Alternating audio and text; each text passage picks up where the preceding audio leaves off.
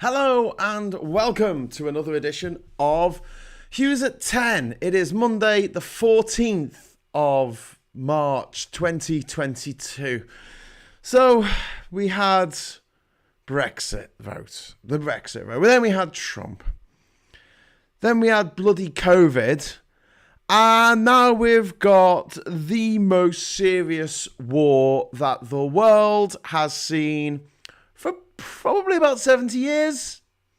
Because it looks like, ladies and gentlemen, that tonight China is seriously considering giving Russia military support, or at least supplying them with military support.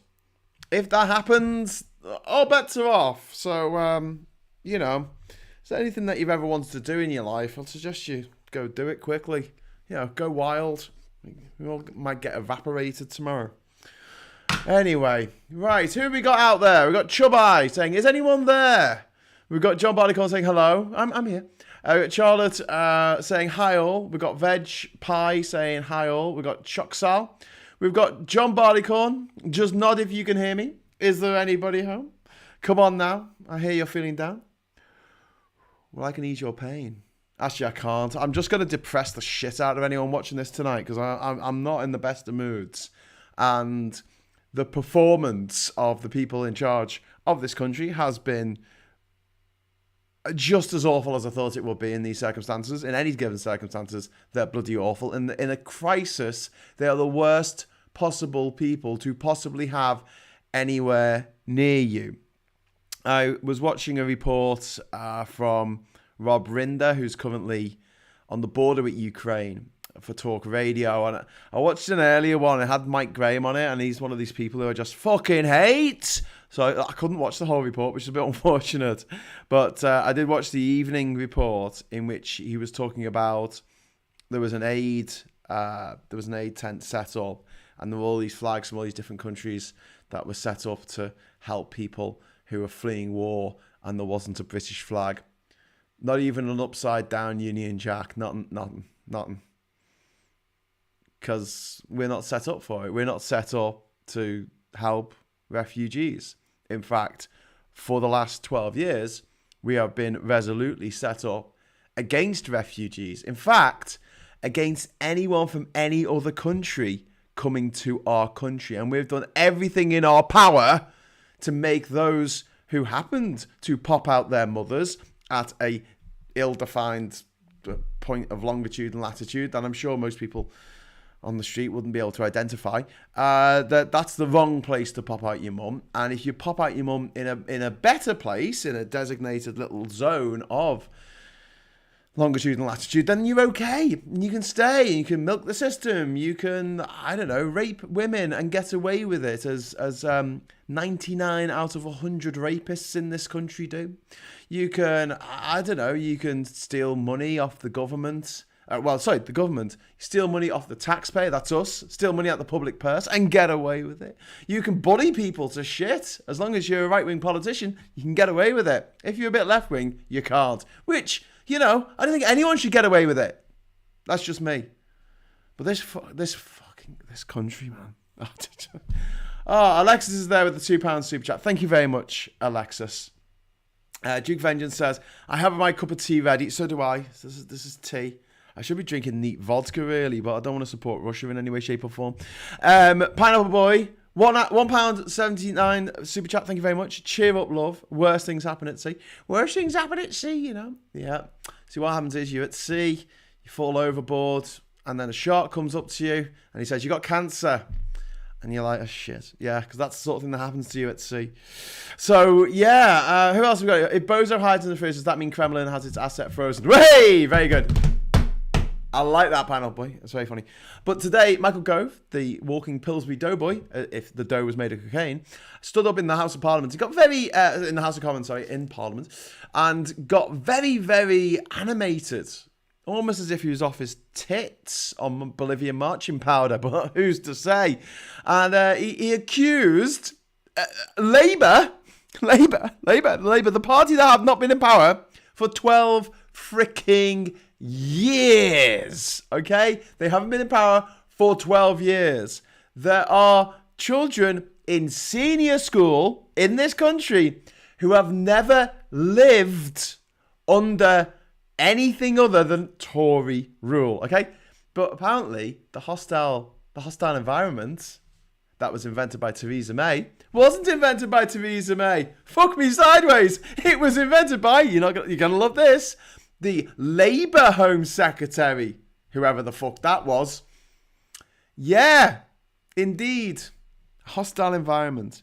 So don't forget, the Go Home vans, they predated Brexit.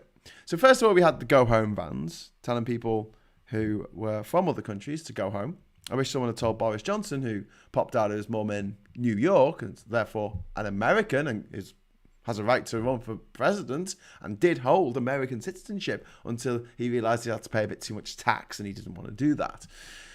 He could always get it back. He could always reapply for it. I don't think they'll do him for back taxes, or they possibly should. But yeah, and then we had the Brexit vote, in which people who had lived here all their lives, pretty much, all their adult lives, were made to feel completely unwelcome and unwanted.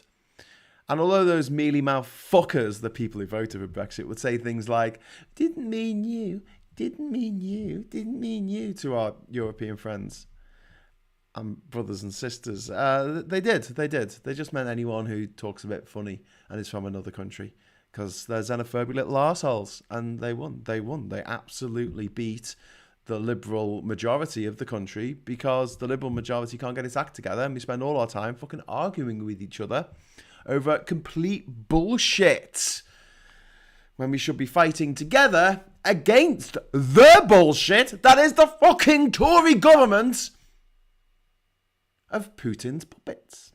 Putin's puppet pals. I've actually done a, the Potter's Putin pals, yeah. I've done a version of that for you. Keep looking out for that. It'll come on my channel in the next couple of days when I finish it. I'm making little puppets. Trump and Farage, Boris Johnson. Fun. Okay, moving on. It was May who set that up, says Kevin Hegarty in capitals. Yes, I know, Kevin. I know. You know. Fucking hell. I think even Michael Gove, even when he's off his motherfucking tits on beak, I think he knows as well. I do think he knows. I think he just misled the House, didn't he? Anyway, the good news is that we can now apply to have Ukrainian refugees come and stay at our homes. A bit of human goodness that was denied to us if we wanted to, I don't know, give someone fleeing the war in Syria a home here in the UK, or someone fleeing Yemen or Eritrea or Libya or Iraq or even Iran. They're not at war at the moment, but try being gay in Iran. It's not going to go down so well. How about we have a scheme where if you want, you can sponsor a refugee from anywhere in the world, therefore fulfilling our obligations under Article 14 of the 1948 UN Declaration of Human Rights, in which it quite clearly states that every state that signs up to the UN Declaration of Human Rights will take in refugees fleeing war and persecution. Only we don't want to do that. Well, no, the minority don't want to do that. The little fuckwits don't want to do that. Well, fuck them, that's fine. They don't have to. They don't have to. I know that the government should deal with this, but the government's elected by the fuckwits. And unfortunately, the fuckwits on the left are even more stupid than the fuckwits on the right, because the fuckwits on the right are kind of just evil and kind of know what they're doing, but they can be fuckwits and get away with it. Whereas the fuckwits on the left just spend all the time arguing with each other, which is a point I've already made. I won't labour it too much. Do you see what I did there? Anyway, so this evening, me being a lovely person, and I am a lovely person, virtue signalling woke motherfucker, went on the website to say, yeah, see this room here that we filmed this in? A family could live here. There's a toilet nearby. What's it called? It's not en suite or anything, but we're not that fancy. But there's an area that could turn into a little kitchen through there as well.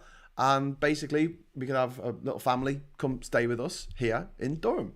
That's fine, right? Okay, so we'll sign up to the website, and oh, the website's crashed. Yeah, yes indeed, it doesn't bloody work.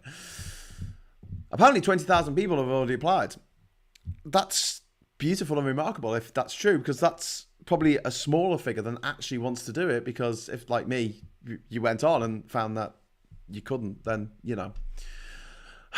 So the other thing I'm trying to do to help the situation, not that I can do much, but I can do a little, is last weekend I set up a website with Kieran, the van driver, Kieran Donovan, and we called it UK4UKR.com. Still can't believe that URL hadn't been taken. Come on, Britain, sort your shit out. And we started raising money. And at the time, I set the target to £5,000, and I thought that'll be enough. We could fill the van with nappies with that. Nappies, wet wipes, sanitary towels, all that kind of stuff that you know, cheap stuff to buy. You know, it's quite bulky. We can take it over and put it take it to a refugee center in Lublin in Poland. Amazingly, we didn't just make our target. We didn't just make double our target. We didn't just make triple our target. We've taken like almost 4 times our target so far. I don't know how or why or what. I just think Kieran is really lovely and popular, and when he writes on Twitter, hey, you should give money to this fund because we're going to fill up a van full of stuff and live stream our way across to Poland, it just took off. I was just like bowled over by just the amazing generosity of people who want to do something to help.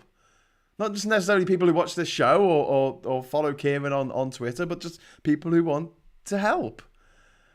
And honestly, it's fantastic to see that the British public are not represented by their elected representatives. They're really not. The people who run this country are dead cert cunts. People like Boris Johnson, who, as we all know, made, what's his name? Evgeny Lebedev, made him a lord, made him an unelected bureaucrat, lawmaker in my country for life. For life, ladies and gentlemen. Not just for a term of office, for the rest of his motherfucking life.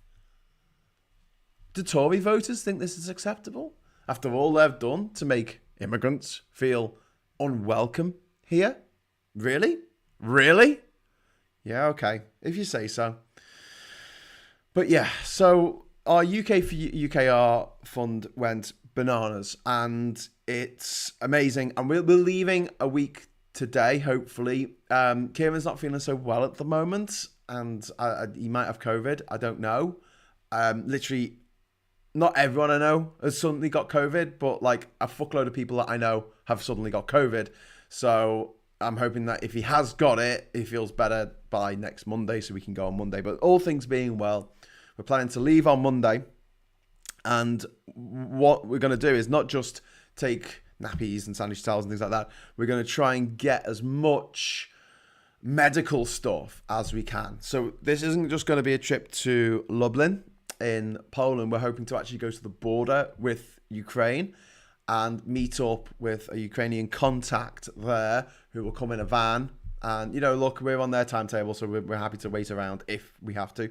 And when they turn up, we will unload our van stuff into their van, and it's all, you know, bandages, dressings, morphine. I don't think we'll get morphine, but, you know, stuff to help the people who are being bombed and shelled and shot at by the Russian fucking army. The Russian army, which currently has lost 3 major generals, has completely failed to encircle Kyiv, have completely failed to do anything except kill a bunch of civilians. They've lost dozens, if not hundreds, of tanks and military vehicles. They have not achieved air supremacy. The war's been going on for 3 weeks now. They've still not achieved air supremacy. Everyone's looking at Russia going, what the fuck, man? You talk about, like, you know, lions led by donkeys, I guess. I don't know. I mean, what the fuck? Russia, you're not showering yourself in glory. You weren't when you invaded a country illegally for no reason, but now militarily, it's looking like a bit of a joke. Although people are saying, defense experts, military experts, and probably know more than I do, they're still saying, look, Russia's got the overwhelming military advantage. Yes, I get that. But coming from a non-military point of view, coming from a historical point of view, I'm just sitting here going, yeah, but it doesn't necessarily mean that they're definitely going to win this, touch wood. They won't. Because the Vietnam War raged for years, and because the Americans, who were they were the best equipped army in the world at the time, they couldn't make it. They just couldn't make it work because they were fighting in someone else's country. They weren't trying to take over someone else's country, technically. I mean, it was more like they were trying to get rid of the communists in that country. Slightly different thing. But the idea of going in and conquering another country, conquering and annexing another country, another sovereign state in 2022 is just so beyond the pale. And yet, there are motherfuckers on the internet defending him. Defending Putin. They're saying, oh, it's justified because of NATO expansionism. And you're like, oh my God. These are the same motherfucking fuckwits who, a couple of months ago, were absolute motherfucking experts in epidemiology. I mean, they failed GCSE biology, but they were motherfucking experts in virology. They knew exactly how a virus works and how it all started and how it'll spread and how masks don't work and how vaccinations don't work. They knew all that. Wow. And now they know that it's not Putin's fault that he invaded another country. It's not his fault that his fucking army are murdering women and children and babies. So that picture that you saw last week of the woman in the hospital, outside the hospital in Mariupol, and she was on a stretcher and she was heavily pregnant. She was holding her, not the woman coming down the stairs, the one on the stretcher. It was on the front cover of the newspapers. She died and her baby died as well, as a direct result of the hospital being shelled, a children's hospital being shelled by the Russian army. And if you can sit there and go, actually, no, I can see the justification behind this, you can go fuck yourself to death. Thanks. No, but really, I've made it quite clear on Facebook. I've got to be quite careful on Facebook because unlike Twitter, which is a bit of a wild west for me, I don't give a fuck what I say on Twitter. But I do asterisks for fucking cunt and stuff like that. The reason for that is that I don't want to get banned for a few days. But on Twitter, on Facebook, they've given me a blue tick, so I've got to be quite careful about making, threats against people online. So I've made it quite clear that I'm hoping that anyone putting up pro-Putin propaganda is that I don't know them in real life. Let's just leave it at that. Because they've looked at that picture of that heavily pregnant woman bleeding in out her abdomen, being taken on a stretcher across rubble in the hospital where she was just about to give birth, and they've gone, yeah, that's fine, that's justified, that's okay, because you know what, America did bad things in the past. Okay, what's that got to do with Russia and Ukraine? Because Ukraine's part of NATO. It's not part of NATO. It's NATO expansionism, and they said that they wouldn't do that. Who said that they wouldn't expand to who? I do believe that it was George H.W. Bush said that NATO wouldn't expand into East Germany, specifically East Germany, against the Soviet Union. But the Soviet Union motherfucking collapsed. And along with the Soviet Union collapsing, so did the motherfucking Warsaw Pact. It collapsed. Putin's side lost. Putin was a young KGB officer at the time, and his side fucking lost. They lost so fucking badly that they were queuing for bread for days, for the stale fucking bread. And then, meanwhile, in the UK, we've been taking all this Russian money. All our politicians are in the pocket of Putin. Putin's pocket puppet pals. Now look at it. The chickens are fucking coming home to roost, aren't they? The chickens are coming home to fucking shit all over everything. I really hope this. Come on. Is this the thing that's going to take Boris Johnson down? Making his mate Lebedev the fucking giving him a position in the House of Lords? Is that going to bring him down? Allowing Roman Abramovich, who we know now stole, what was it? Was it $5 billion from the Russian people? Because he bought a gas or oil company or something back in the 1990s for a cut down price because they literally kidnapped the person who was giving the opposite bid. Yeah. It was a rigged bid and he got it and he got this state company for bugger all. And then he sold it at a massive, massive, massive profit back to the Russian state. Who pays that? Who pays the money out from the Russian state? Well, it's from the Russian taxpayer, isn't it? Because all the profits that they make from oil and gas, they keep it for themselves. And they spend it on yachts, on stupid fucking mega yachts. So in the time that our stupid bastard twatty fuck-faced government has taken to sanction these motherfuckers, especially like Roman Abramovich, Roman has managed to get not one, ladies and gentlemen, but as I've been led to believe, 2 yachts, mega yachts, like £500 million mega yachts, out the country. Yes. But don't forget, it was Labour who brought in the hostile environment. Okay, moving swiftly on. The Labour Home Secretary must have been blind, says Panel Boy. That's a bit ableist, mate. Labour government is responsible for everything in the new Tory narrative. Well, best get them back. The only government to have done anything. Chubai, indeed. Gove writes his name in blood rather than his own breath, indeed. Charlie Nelson's there, watching on Facebook. Hi, Charlie. How you doing? Farage has gone full fascist, blaming the Jews. Yeah, that was a few years ago, Chubai. That's nothing new. That is nothing new. The guy is a mad fascist. He is a mad fucking fascist. He is Oswald Mosley of the 2020s or the 2010s or the... Putin's puppets also include those on the extreme left, such as the befuddled George Galloway. Oh, God, that man makes me sick. That man makes me absolutely fucking hurl. Retweeted today by none other than Aaron Banks. I don't know if it was today, but Aaron Banks and George Galloway. Yeah, birds of a feather, shit together. Except given the far right company he keeps, I'd argue Galloway has long left the left behind. Fuck up uni, you're absolutely right. Look, Galloway is the populist little motherfucker, an egotist, just this arsehole who rides on popularity. He's got his own little very tiny personality cult. And he's a twat. And he once pretended to be a cat on Big Brother on national television. Yeah. Any extreme will do. Indeed, number 3. I have a spare bedroom and even a basement. I'll have to try that avenue, says number 3. Welcome back. Hope your trip to Poland was good. Oh, sorry, QA Library. We haven't gone yet. We haven't gone. We couldn't go last week when we originally intended to go because Kieran couldn't make it with the van. Basically, he needed to use the van for a job that he thought he'd managed to give to somebody else. But no, we're going a week today. So instead of having Hughes at 10, you're going to get pretty much non-stop streaming of me and Kieran traveling to Poland. All being well. Mind the Brexit paperwork you may run into, says Itchy Back. Well, we're planning to leave with nothing. Well, I was planning to leave with nothing, but Kieran's kind of being a bit like, well, we should show how difficult it is.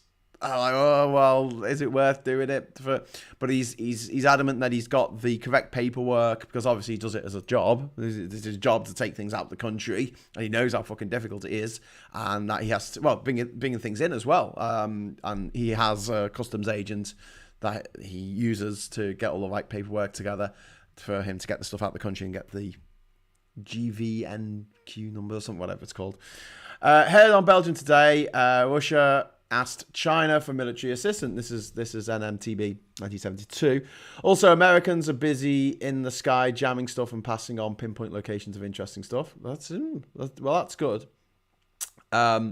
Graham, transport of refugees is required in Poland as well, according to the BBC. Yeah, it is. Actually, that reminds me, number 3, because we've raised a lot more than we thought we were going to, there's a good chance that this will be a recce. So we're not going to spend all the money on this trip. I'm going to try and go back again at the beginning of April. And that time we'll go in a convoy. So we'll take a van to, obviously take a lot of stuff. But also we'll take cars with us as well, so we can actually bring people back from Poland. But at the moment, we can't really bring anyone into the UK unless we know them already and are related to them by blood. Yeah. The only country, imagine coming from the only country in the whole of Europe, not even Belarus and Russia, are requiring fleeing Ukrainians to get a motherfucking visa to come to their country, as if they're on fucking holiday. They're not on holiday, they're fleeing motherfucking war. We need a complete sea change in the way and our attitude to all this. We have this ridiculous, I'll say ridiculous because I find it insulting to my intelligence, but then again, I find most things that people in this country think insulting to my intelligence. But this idea that if we let these people in who are fleeing war, they're going to somehow destroy our country from within. And we couldn't be more wrong on that. And I'll give you a good example of why you couldn't be more wrong on that. America. Now, I know we've all got something to say about America, but at the end of the day, I hate cliches. At the end of the day, when the sun goes down, America's the richest country in the world by a fucking mile. By an absolute mile. I mean, China's nearly there, but China's 1.3 billion motherfuckers. Okay? America's 330 million motherfuckers. I mean, the wealth of America is insane.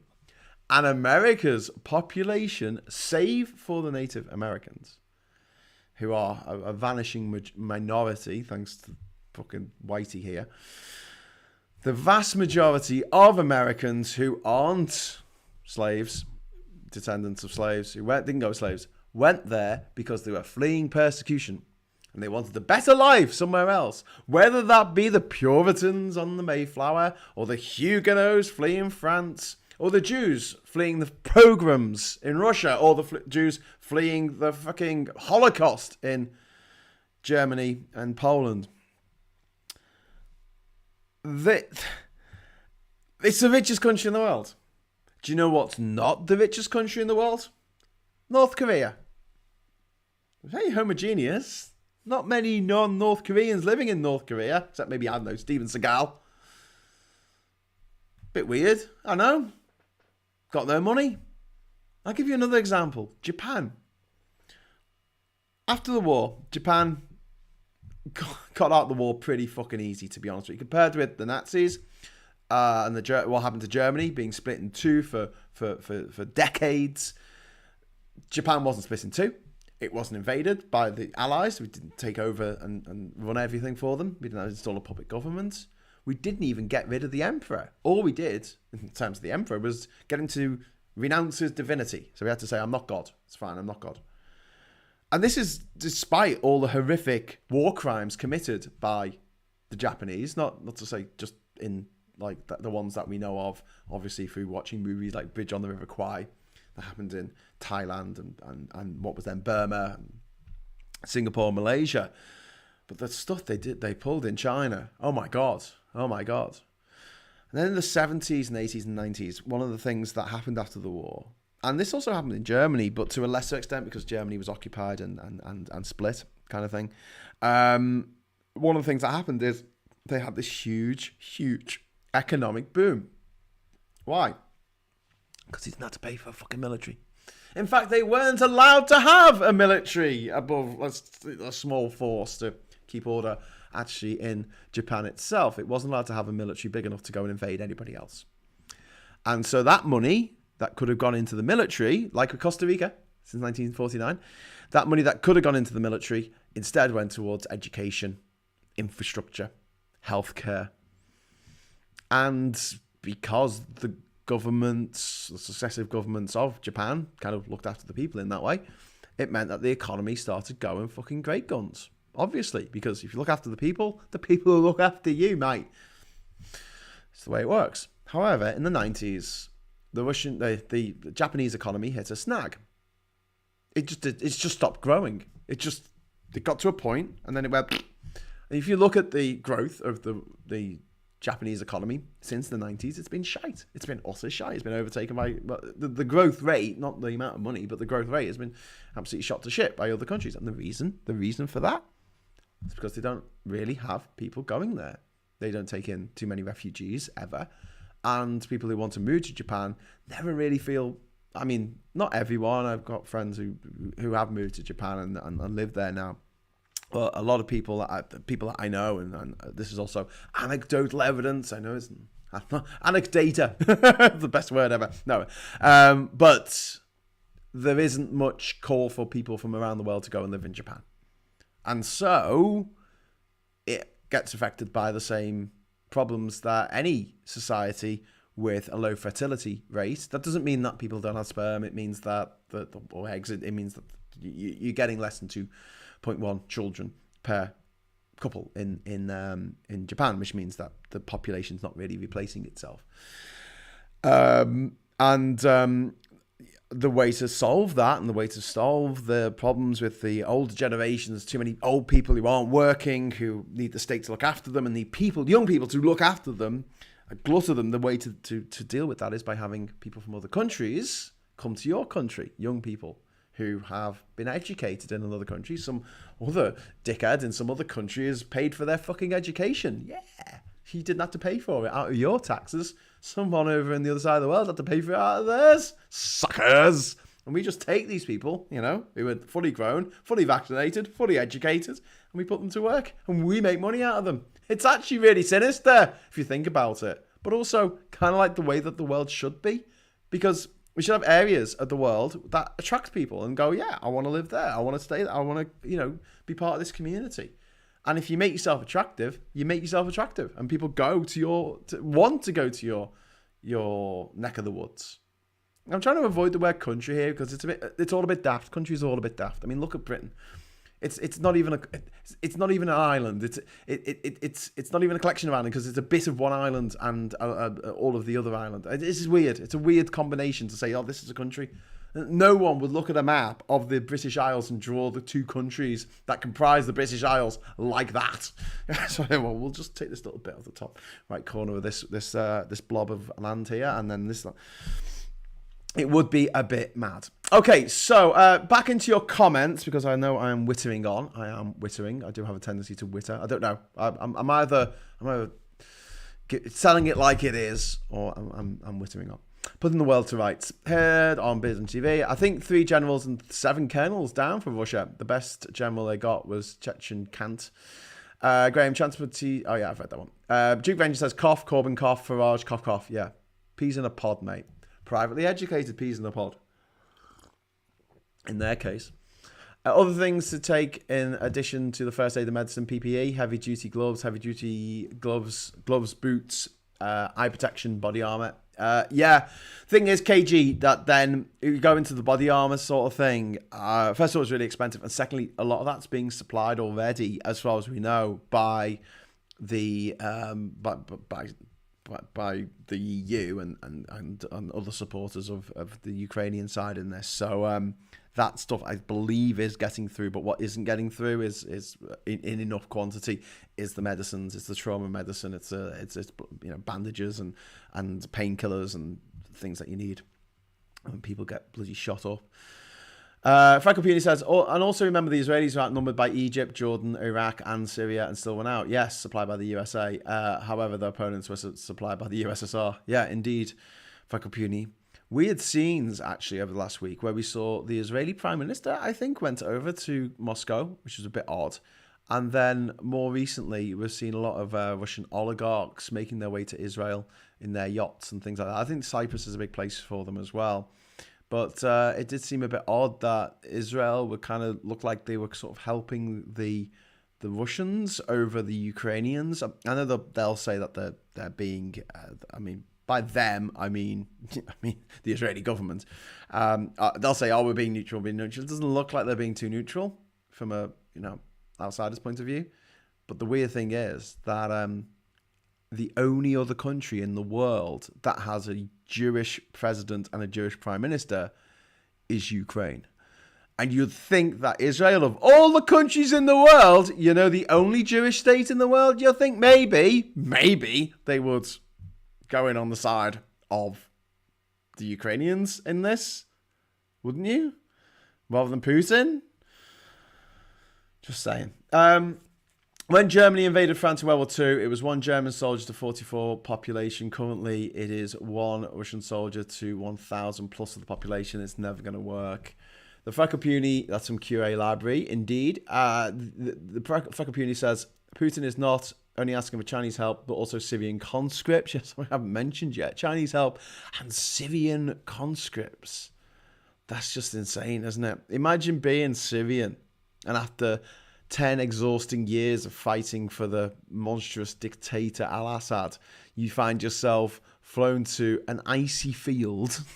Jesus Christ. A muddy, icy field in northern Ukraine, fighting Russian-speaking people who are the wrong Russian-speaking people because they don't speak Russian with the same accent or something. I don't know.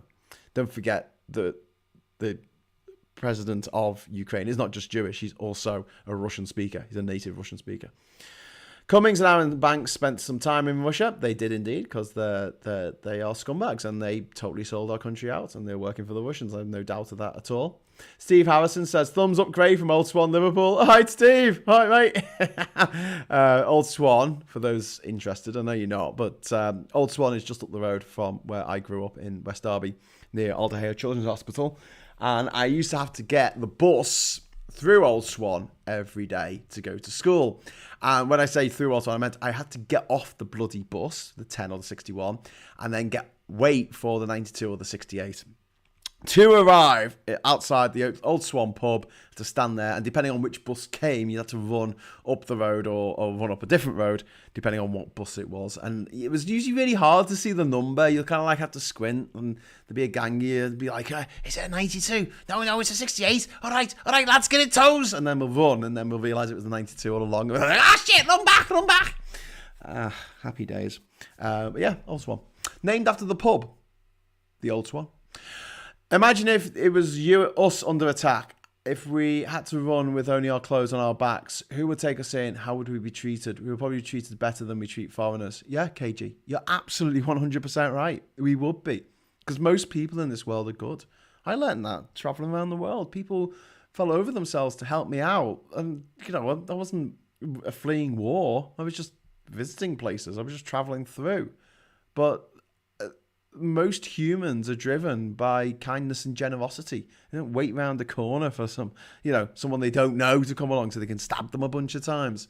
That doesn't really happen as much as the media like to make out that it does. I'm not saying it doesn't happen at all. I'm saying just that disproportionately we think that bad things happen in the world. And I've said this a bunch of times, but I'll say it again. It's worth saying again. Because all the news that we get from around the world is always bad news. It's always bad news. It's always that there was a massacre in Guinea. That's the news. It's never that there was, everyone had a nice day in Guinea that day. They had a flower festival in Guinea. 2 people fell in love in Guinea and got married, and they're still very much in love today. That's not news. That's not going to be headline news. So we see all these horrible things happening around the world, and it gives us this very distorted view of the world, because oh my God, that tsunami happened there, and there's been an earthquake, and there's been a volcano, and there's this massacre, and there's this, and generally speaking, the vast majority of the world, 99.99999% of the world, aren't involved in these things at all. Most of the people in this life are just trying to get on with their lives. But, unfortunately, crowds can be stirred up by absolute knob job wankers like Farage and Johnson. And when these populist motherfuckers, Trump, and when these populist motherfuckers get in, they infect the body politic like a fucking cancer. And they do. They really do. And they warp people's minds because they play on prejudices. They play on fears. They play, oh my God, these people are going to come from other countries. And what might they do? What might they do? Well, they'll probably, settle down and work hard and, try and have fun like the rest of us. Oh no, but they've come from another country, Graham. You don't understand. They might be evil. I saw on social media that people were agreeing with Gove and also going on about homeless veterans.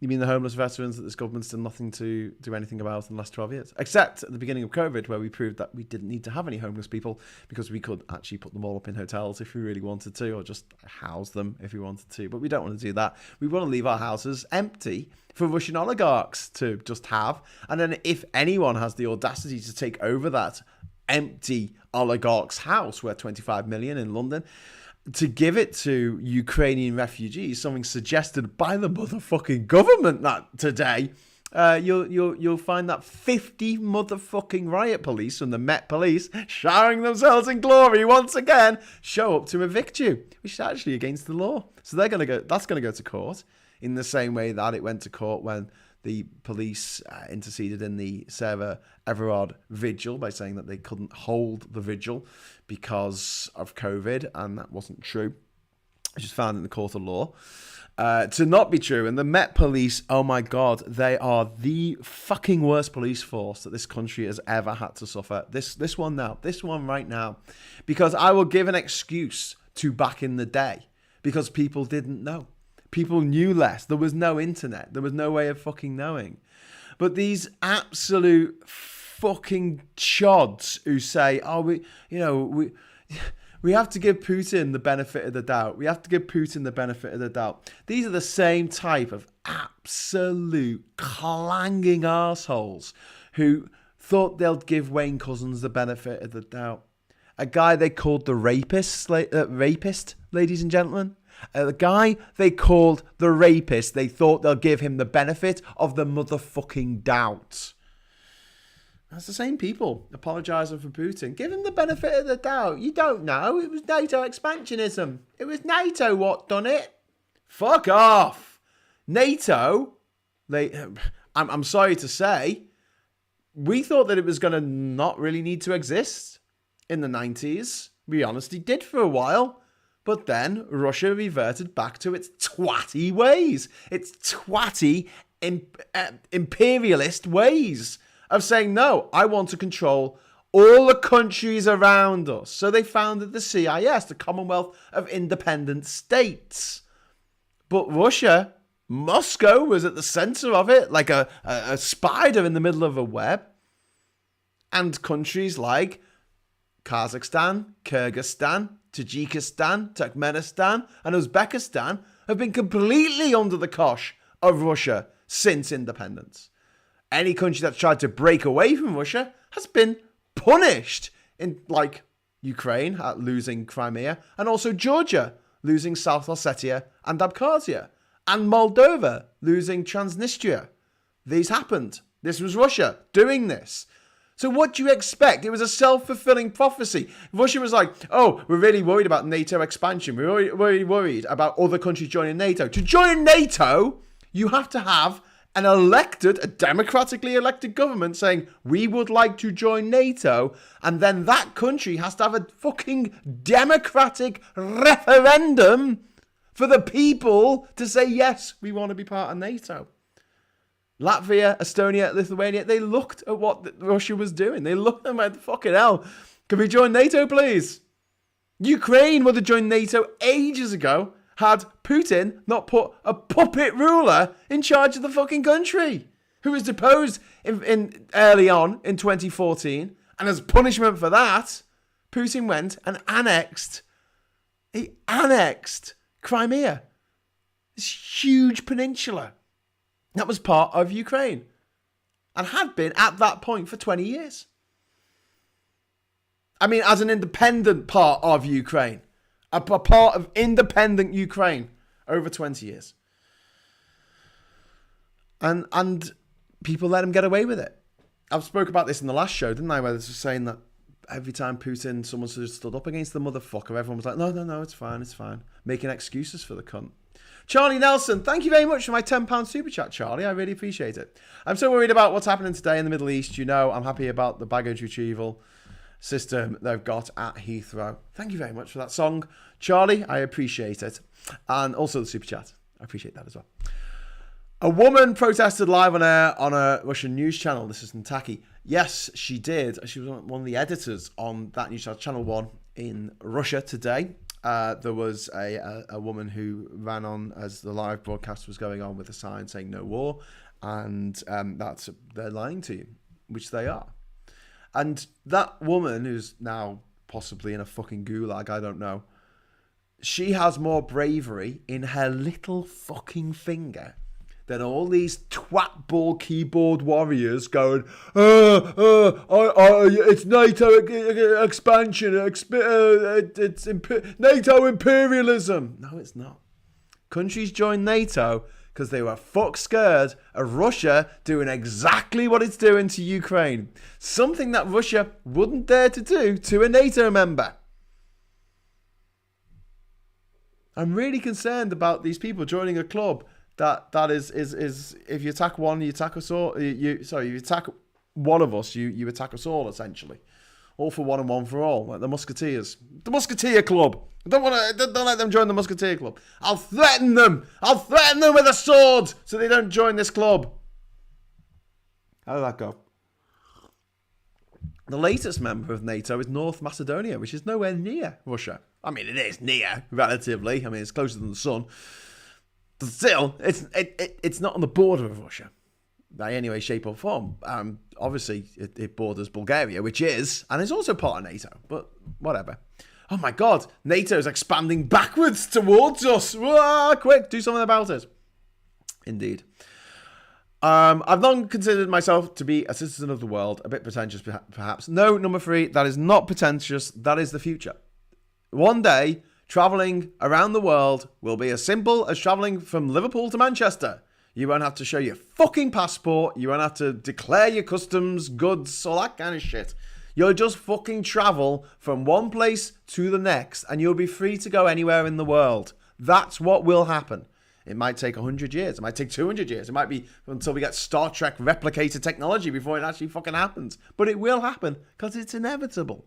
The idea of nation states is just bonkers.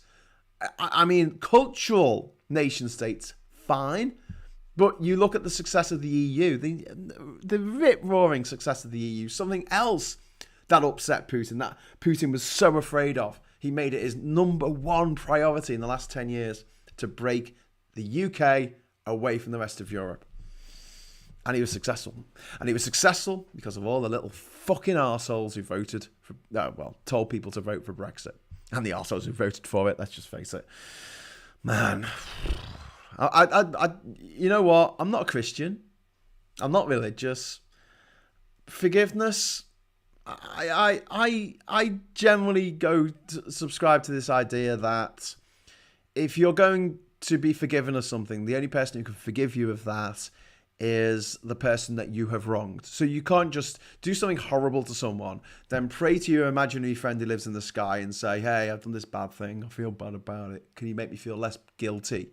And then magic dust is sprinkled on them and they don't feel guilty anymore for this terrible thing they did. I don't think that's right. I think the person who can forgive someone for doing something horrible is the person that they did something horrible to. And if they're dead, maybe their family. Okay? So, unless every single Brexit voter gets down on their fucking hands and knees and fucking begs forgiveness from me, they can kind of fuck off. They really can fuck off. And there's some people I know, they're Remainers now. It's a bit late for that. But, and I've seen the error of their ways. But, call me terrible. But I really don't feel like their apologies have been enough, quite frankly. I think they should give everyone who voted against Brexit about £3,000 to help towards their electricity bills over the next year. That'll be nice. Don't let the government spin this narrative that our energy bills are going up because of the war in Ukraine. Our energy bills were well and truly going up before then. That's why the government was raising the cap 54%, whereas in France, it was being raised by 4%. Most of that's profit for the energy companies, by the way. Immigration or automation. There are those who will complain about either or both. However, aging societies such as Japan will have to choose one or both in order to prosper long term. Yeah. But then again, I mean, growth is annoying. Growth is this thing that bullshitting economists, and economists are bullshitters, right? Like, no one really knows. They're all just making it up as they go along. To say it's a Nobel's fucking science is just a fucking joke. The only reason why they included a Nobel Prize for economics is because the Economic International Forum, or whatever the fuck it was, sponsored that prize. They gave the Nobel Foundation a shitload of money. It was never an original one of the Nobel Prizes like peace or medicine or physics or chemistry. It wasn't. It just simply wasn't. They tacked it on in, what, the 70s or 80s or something, to go, this is a science. Bullshit, it's a science. Bullshit, it's a science as much as, I don't know, gambling is a science. You know, horse racing. The Nobel Prize for betting on the horses goes to... Anyway, so yeah, these economists who claim that, you know, the only way for a country to succeed is to have this growth. It's growth that's important. It's not how much money you've got. It's growth. And it's just a weird way of looking at the world. Because if you think about it for more than 1 second, you're in Bhutan, you've got a potato, and then the next day you've got 2 potatoes. Fuck me. Bhutan's got 100% growth. a whole 100% new potato. But the reality is that doesn't mean shit because you started with a potato. But companies have to grow. Economies have to grow. House prices have to keep on rising forever and ever and ever. And it's unsustainable. And at some point, it will pop. Whatever happened to Boo.com? Whatever happened to MySpace? Whatever happened to Alta Vista? Anyway, someone should do a song. QA Library says, I've been told the reports that the Russian troops are packed full military dress uniform. I've heard that as well. And told the troops that when you arrive, you will need a victory military parade, and you'll be welcomed with open arms. Yeah, bless. That didn't quite go down the way they were hoping, did it? Ernie Burns, who always has a bon mot, says if conscripts or mercenaries would be a better description are being used, then the Russian army is not in a good way. It's really not. It's really, really bogged down. Although they might overall have more firepower, more people. Napoleon, Nappy, my friend Nappy, he said, apparently, that morale is worth, it's 3-1, isn't it, to materials. Morale is the key. And the people of Ukraine, after Russia invaded Crimea, that was kind of like the inoculation, wasn't it? That was the vaccine where the Ukrainians said, shit, we better do something about this. The Russians aren't going to leave it at just Crimea. And they trained up their army, and also the people of Ukraine became very, very passionate about defending their homeland, as would I if some other bastard country came and tried to invade Britain. Even though I slag this place off left, right and centre, even though I can pick holes in absolutely every strata of the society in which we live, still, I don't want someone else coming over here and taking my country over. I don't think anyone does. But in my defence, before I start sounding like some fucking patriotic wingnut, I don't want someone coming into Liverpool and taking my Liverpool over. I don't want someone coming into Durham necessarily and taking Durham over, who, I don't know, like doesn't know the place at all. I don't like parachuted MPs. I don't like it when MPs come from the other side of the country and say, oh, I'm going to live here now. They don't really know the place. They don't know the people. They didn't grow up there. I have a bit of a problem with that. I'll only put it at that, because otherwise it'll sound like, well, what about people who, move there from another country? That's fine. And after they've been there for a few years, I'd love them to stand as an elected representative of the place in which they live. I'm talking specifically about someone who doesn't live somewhere being parachuted in to somewhere they've never been before. So they have to get an office that they rent to be their address so they can stand as a candidate. And then suddenly they're the representative of that place. I think that's wrong. Lived there for a few years, fine. And then, yeah. But I'm not saying the Russians could just live in Ukraine for a few years and then go, oh, we're in charge now, because it doesn't work that way. Anyway, currently Finns are 62% in favour of joining NATO, according to NMTB 1972. I wouldn't doubt it. Ernie's saying this has been Putin's dream for years. He's been undermining international cooperation since coming to power. He is the most pernicious influence to keep the world divided. He really fucking is. I rather think Stop the War needs to start supporting those on the streets of Moscow and St. Petersburg protesting against Putin, just as they supported those protesting against the war in Iraq. Yes, fuck a puny, but the Stop the War Coalition. Sorry, not called Stop the War Coalition, it's just Stop the War. Stop the War, probably funded by the Russians. So, as we know, the Corbyn twins, the Corbyn brothers, the Bros Corbyn, they don't seem to have, well, at least what's his name, Penis Corbyn, doesn't seem to have a problem taking monopoly money off anyone who comes along and offers him a load of money to, I don't know, say that the vaccines off these people are bad, but those aren't too bad. Just don't mention them. What a nice guy. Food prices will be going up during the war. Stock up on chickpeas and flour. We have just ordered a sack of flour. Literal sack of flour. And get some yeast. Get some yeast in. All right, because that's going to go pretty quick, isn't it? Donut economics is the way forward, indeed. Forgiveness is only for those who deserve it, says Ernie Burns. Correct. Just read more about Russian TV presenter. She made a video beforehand regretting her involvement with propaganda and having not spoken up sooner. Well done to that brave lady. Fantastic.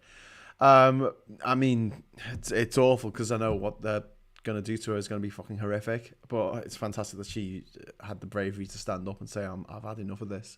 I've had enough of the lies. For every lie that's told, every lie that's told incurs a debt to the truth, and one day that debt is paid. Anna Subri is asking on Twitter, has the government's Ukraine refugee website crashed? I can't register, I can't get past the first page. Yes, it has crashed. It's literally crashed. I mean, that was kind of like evens, wasn't it? No one in their right mind would bet on the government website for anything on its first day not crashing because they're fucking useless. Napoleon wasn't quite the genius in the East, says Pineapple Boy. He wasn't. The 1812 overture was not written in 1812. It was to celebrate the retreat from Moscow, the retreat from Russia, of Napoleon's forces in 1812. Nick Tyrone on Twitter is saying, I know I've picked on them already today, but Northern Ireland unionists, whose position is essentially, yeah, but, no, but, the EU did us over and it's anyone but Boris Johnson's fault. He's only had our best interests at heart. Should just take a deep breath and look at what's actually happened. I haven't even touched on this, but if you watch Maximilian Robespierre's live cast tomorrow night, I'm sure Max will be talking about what's just happened in Northern Ireland with the courts basically backheeling the idea of the protocol being reversed or Article 16 being invoked, and also the British government have changed the words, they've changed the wording, they've changed the motherfucking wording from UK, which includes Northern Ireland, to GB, which doesn't. Right, said Corbyn, said John Barleycorn. Indeed. Napoleon also said an army marches on its stomach and that Ruski Tarvik had 4 days of ration on them. Indeed. Veg Pie says, gives $4.49. Sorry, it's not £5. Why does it do this? I don't know, Veg Pie. I don't freaking know. But thank you very much for that would-be fiver. I do appreciate it. There's enough to get a pint. In Liverpool, buy you about 4 fucking pints. Thank you very much. I'll let you know next time I'm in Liverpool buying pints. 50 minutes in for first mention of the Second Coming. Well, he is part of Stop the War, and he did stand up in Parliament saying that NATO aggression should be NATO expansionism should be addressed. Maybe we should pull back and do what Putin wants. That's what he said in Parliament, in fucking Parliament. What a cunt.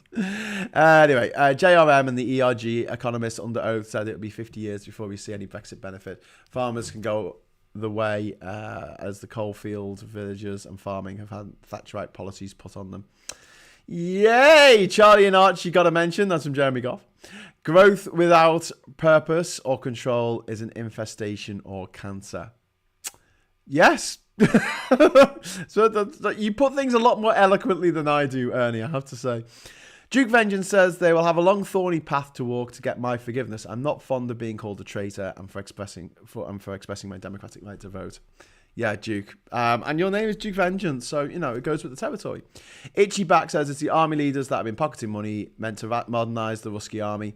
And that's why they had Russians that expired in 2015, indeed. So the problem is with oligarchs and autocrats is that they tend to surround themselves with incompetence because competence is a threat to their rule. So, yeah. It's why I work alone. Chobai says, I still have tins of yeast from my last pepping. You can always use wild yeast. Indeed. We should just leave NATO and join Russia, China, and India, says Fredu. Yeah, let's not do that. Evening all, says Caravan Lad 100, and I feel really bad because I'm about to wrap up the show. So, thank you very much for watching. If you would like to share my website, or mine and Kieran's website that we've put together, it is UK4UKR.com. UK is in the United Kingdom, UKR is in Ukraine. UK number 4, UKR.com, easy to remember. And on that, you will find the answer to life, the universe, and everything. No, there's lots of ways to give money towards Kieran and I's trip to Poland, which may become multiple trips to Poland. We'll see how we go. And you can pay via PayPal, but you can also use all major credit cards and debit cards. And also, you can pay by GoFundMe if you like. GoFundMe actually takes a little less commission, so if you want to pay by a GoFundMe, it's probably a little bit better. There is a link to either way of paying. The reason why there's two ways of paying is because GoFundMe made us wait a week before our GoFundMe page went live, so in the meantime, we made a website with a PayPal link. So that's why that happened.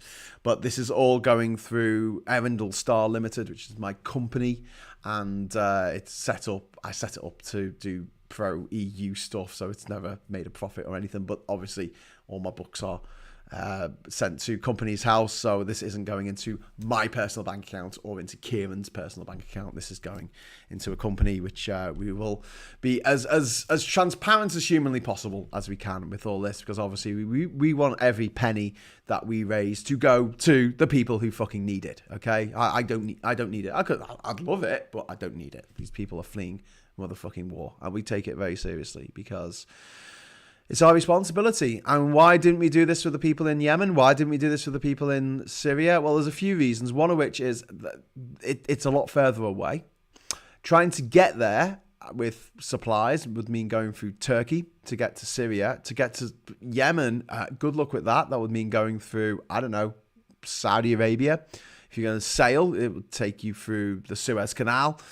Maybe you could get there through Oman, from Salalah. Yeah, a bit more difficult than driving to Poland, which is just a day's drive. Look, I know there are bad things going on in the world, but this is a bad thing that's happening right on our doorstep. That doesn't mean that the other bad things that are going on in the world are any less horrific or any less worthy of our attention. However, this is going on our doorstep, and it is something that very easily could spill over into a conflict that involves the whole fucking world. This is serious, serious business. These are serious days. And our hope is that the Ukrainians can be the... I don't know what the word is. Be the stop. Be the people who put an end to Vlad the Mad's reign of terror.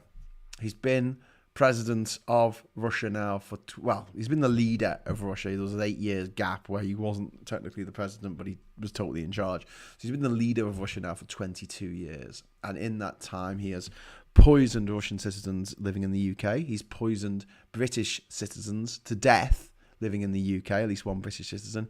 He has absolutely crushed any opposition, any dissent in his own country. He has jailed opposition people. He has murdered people with impunity who speak out against him, political opponents, oligarchs who have displeased him. He has invaded and annexed a third of Georgia's territory.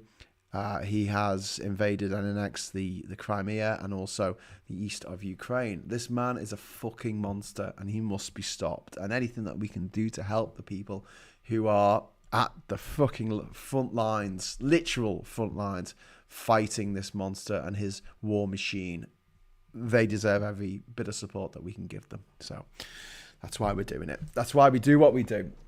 So if the Ukrainian website starts work, so the Ukrainian refugee website starts to work, I'll be sure to leave a message probably on YouTube or on Twitter to say it's working, which would be great. Yeah, a lot of cynicism I saw today from the usual twats on the right about people taking refugees into their own homes. A lot of cynicism. And I just hope the fact that the website's fallen over because so many people are trying to sign up just puts them in their fucking place. I really hope so. And I've just realised at the corner of my eye that my mum's watching this because she just left a message. Sorry for all the swears, Mum. Good night, Mum. BN Washer, how many bog rolls you got? Duke Vengeance, you're 1.2% away from 15,000. Well done, everyone. That's from Duke Vengeance. Duke, that's just on the PayPal. That's just on the PayPal. That's linked to the PayPal for the 15,000. There's if you go on the GoFundMe, there's another almost £3,000 on the GoFundMe as well. The response has been absolutely phenomenal, and look, I know what it's like at the moment. I know it's difficult. You're looking at your energy bills, going bloody hell. How can we can afford this? If you can't afford to give anything, that's fine. It's completely understandable in the current situation. But please retweet. Just get it out there. Put it on Facebook. Do a Facebook post to your family and friends. Because although you might be struggling, one of your friends or one of your family might be able to chip in a little bit if they know about it. If they don't know about it, they're obviously not going to. But please don't send any Brexit voters our way. Because you're like, oh, those two guys, I remember them. It was all Project Fear, all those things they said. That all came true. Number 3, Byline TV made the point that the Ukraine conflict is escalating very rapidly. There's a huge mass of refugees quickly. 2.5 million refugees. Did you know that Lidl sells a brand of vodka called Putinov? I wonder if it'll be taken off the shelves. I really fucking hope so. And is Putin unwell or dying? Caravan Lad. I've heard that he has Parkinson's and cancer. Maybe that's just wishful thinking, but that's what I've heard.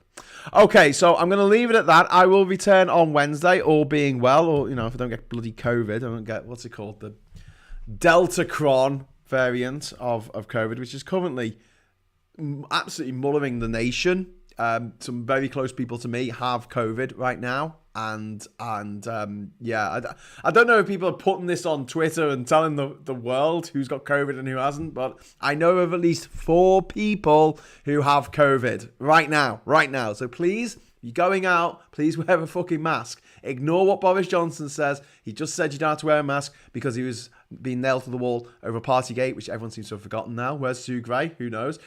Gone missing for weeks she's been, and the Met Police are having real trouble investigating this really difficult mystery of whether they had a party at which the Met Police logged in everyone who came in and out of the building on the days of the parties, but they can't say whether there was a party or not because they've only got 300 images to sift through of parties. Jesus Christ.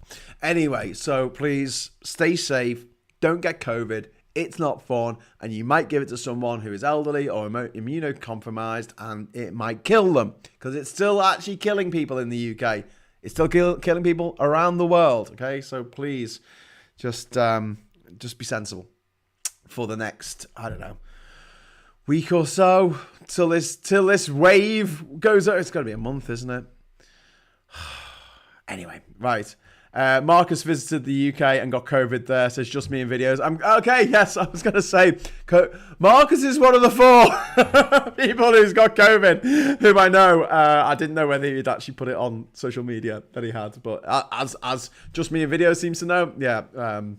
Marcus came over to the UK last week and he's managed to pick up bloody COVID from this infernal island.